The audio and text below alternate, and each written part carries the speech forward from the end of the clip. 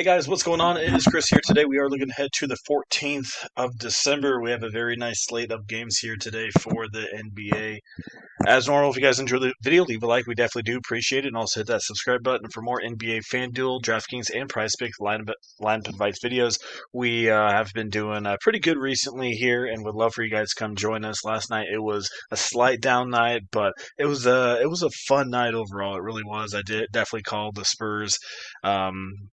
If you watched the video last night, I called the Spurs beating Oklahoma City. I said if any team's going to beat them, it's going to be the Spurs, and I was correct on that one. I was absolutely, blown away with Victor there in the last quarter or so. He was absolutely popping off. So it was awesome seeing that. We'd love to have you guys come join us for a premium, $6 for a day pass, $30 for a monthly pass, FanDuel and DraftKings separately. And yeah, why not come join us? You get 2 lineups per day, one cash and one GPP. And today we have a pretty nice slate. So if you want to get in, our Twitter will be in the comment section below. Click that link. We'll take you right to our Twitter. Give us a follow while you guys are there, and also messages. We'll get you guys all set up. And like I said, if you don't have Twitter, no worries. We have our email as well in the comment section below. Just copy that email, message us. We'll get you guys all set up on today's slate. All right, so we got two early games and and then the rest of them, the six of them, are a little bit later. So let's go dive into our first game is 76ers and the Atlanta Hawks. We have 226 and a 4.5 here by Atlanta. So I'm really not too high on Atlanta here. I think it's going to be a good team win if they can get it done. But I don't know fantasy wise, DFS wise, if I'm really targeting anybody. We go look at this Philadelphia defense. They're actually pretty dang solid overall. We'll have to see if Joel Embiid plays. If he doesn't play, then it'll make it a little bit easier for Okonwu down there. But I think Okonwu's in play, especially depending on what's going on with Embiid. If Embiid does play, Okonwu's still in play, but not as much. And yeah, I just don't have. I mean, they're not really bad anywhere. I mean, the only spot that they kind of struggle is shooting guard, and Nickeil Alexander is questionable. And you got Krejcik as your shooting guard small forward. If Alexander is not able to play, you could always look at him at 4,000. But like I said, Krejcik and Luke Kennard, those guys are absolute stretches. Only if Alexander Walker is out, but those guys are straight GPP no matter what. And if he is out, Dyson Daniels definitely comes into play a little bit more. Flipping over to that Philadelphia side, let's go check out the Atlanta defense. And this is kind of where I have a lot more of my interest here is going to be on the Philadelphia side. Keep an eye on the injury news. It is one of the first games of the day, so we will see. Maxey is doubtful as of this recording, so we'll see if he plays. But if he doesn't play, then we'll have to see how it goes. Joel Embiid is going to be questionable here once again. If Joel Embiid does not play in this game, I really don't mind looking at Dominic Barlow. Barlow used to play for Atlanta a while ago. Last time he did face Atlanta, he had 45 minutes at 35.7 fantasy points. So definitely a slight revenge game, especially if Joel Embiid is out. So keep an eye on Dominic Barlow at lower ownership. Yeah, if Embiid and Maxey are out, Paul George definitely comes into play. Same thing with Grimes as well. If Joel Embiid does play, Paul George still definitely comes into play. I really like Quentin Grimes here. I think this is going to be a good spot for him. A lot of people are going to go to VJ Edgecombe, and I don't mind him in cash games. As you can see, shooting guards are terrible for Atlanta. They give up 3.6 3-pointers per game, 24.9 as well. So, VJ Edgecombe, that shooting guard small forward combo. But yeah, Quentin Grimes, VJ, both those guys are in play. They're literally almost the same price, but I think lower ownership, you're going to get Grimes. You're just hoping that if you pick Grimes, VJ has a slide off game, and then Grimes is the one who pops off because VJ is going to be the more popular play for obvious reasons. So, Joel Embiid, cash games, don't mind him. Dominic Barlow, don't mind him in some GPPs, especially if Joel Embiid is out at low ownership. VJ Edgecombe, Quentin Grimes are in play. Even if Embiid plays, both those guys are in play, and definitely look at Paul George as well. All right, we're going to move to our next one, Milwaukee and Brooklyn here. And this one, we have a 220 and a 1.5. So this total actually went up 1 point since I looked at it like an hour ago. And for good reason. I think this game plays a little bit quicker. Let's go look at that Brooklyn defense here just real quick for you guys. And they do struggle quite a bit against the power forward position. Shooting guard overall, they do struggle with 3.4 3-pointers given up and 6.5 assists given up per game. I think a lot of people are going to go to Kevin Porter here, and for good reason. He's been absolute on fire. I'm going to go to Ryan Rollins in this situation, more of the shooting guard here. I think he gets overlooked by Kevin Porter in this one. I wouldn't be surprised if he gets you 40, 43, and kind of that same situation that we just talked about the VJ Edgecombe Quentin Grimes situation. It's kind of the same thing here, a little bit different on the price salary. So yeah, I definitely would go to Ryan Rollins here in this situation. Brooklyn also really struggles against power forwards and centers, so that's where you can attack as well. I think Bobby Portis, a lot of people are going to be on him for good reason. Good matchup again, and he blew up last time against Boston. I don't think a lot of people are going to be on Miles Turner tonight. People are going to go to Kyle Kuzma and Portis, so I would not mind looking at Miles Turner in some tournaments. He hasn't been great, but he can definitely go get you 30, 33 fancy points. Kyle Kuzma, like if you want to put him in there, put him in there. He is an absolute GPP play. Noah Clowney definitely comes into play as well. 5,500, I like him. And Michael Porter's gonna shoot the ball a ton.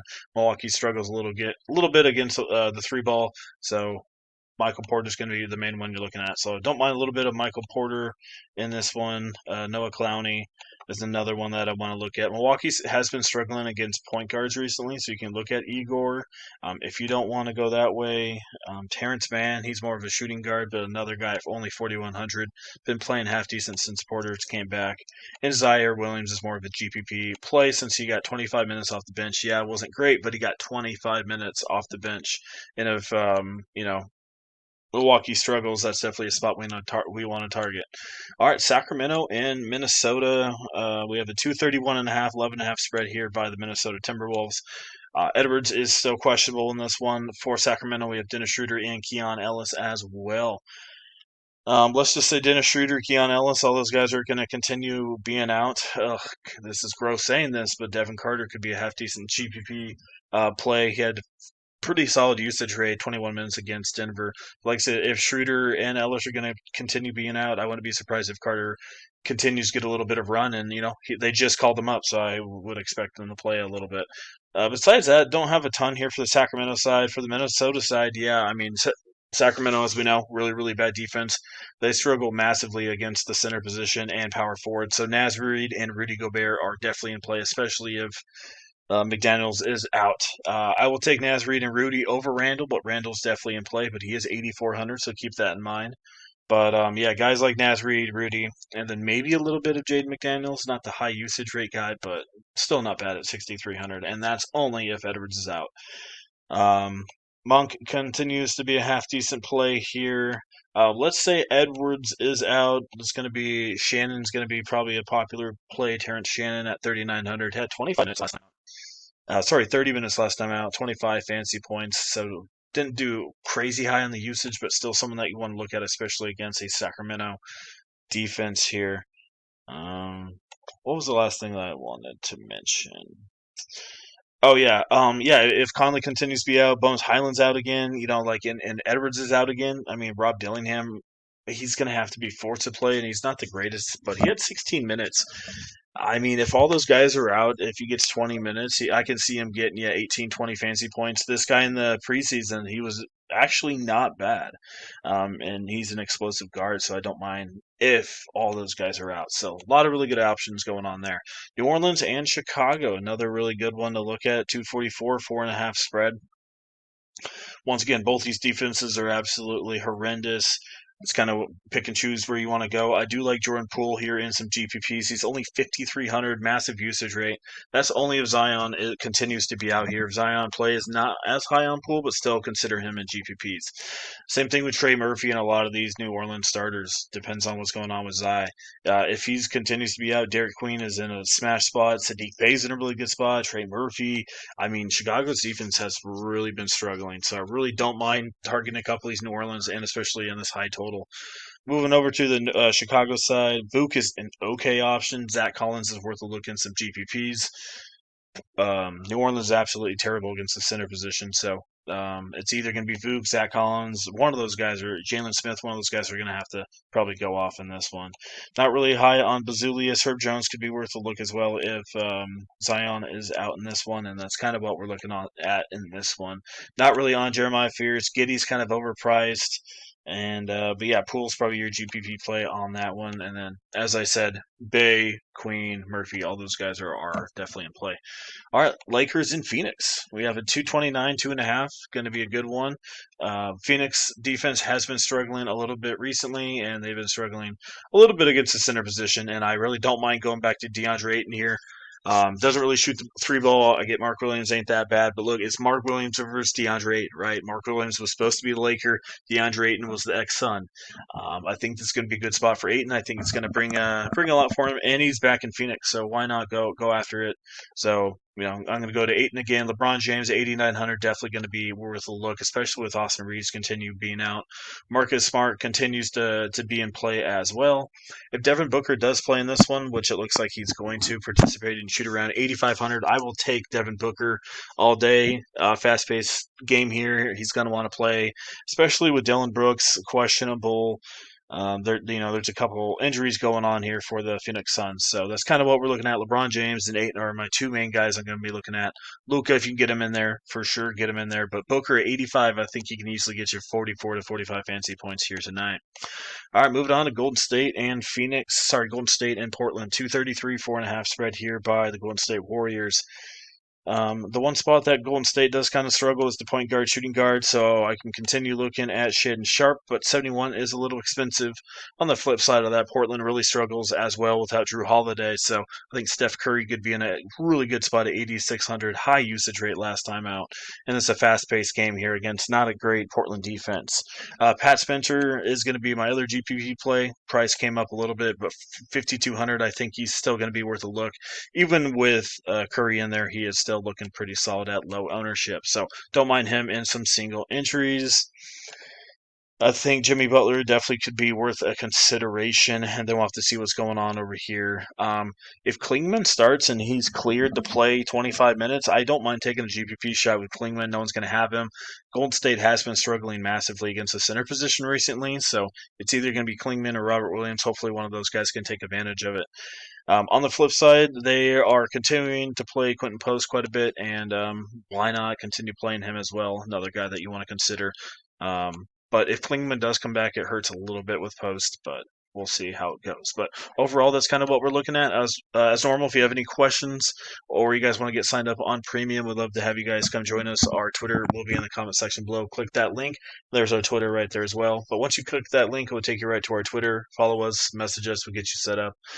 And as normal, we have our email down there as well. Message us on our email. We'll get you guys set up on Fanduel or DraftKings.